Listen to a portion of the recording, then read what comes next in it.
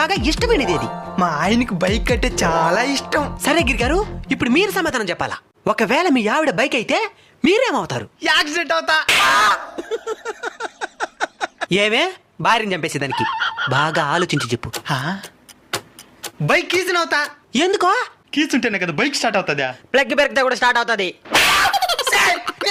జాగ్రత్తగా పెట్టుకో. సరే మీరు కొట్టాడండి, నేను పోతాను. సరే సరేలే. ఇంటికి పోయి బట్టల వేరే ఉతకాల. చేయబాకండి. సరే సరే గిరి గారు, మరొకసారి బాగా ఆలోచించి చెప్పండి. మీ ఆవిడ బైక్ అయితే మీరేమవుతారు? పెట్రోల్. ఎందుకో? పెట్రోల్ ఉంటేనే కదా బండి పోయేదానికా? ఇప్పుడు బ్యాటరీ బండ్లు వచ్చేస్తుండే.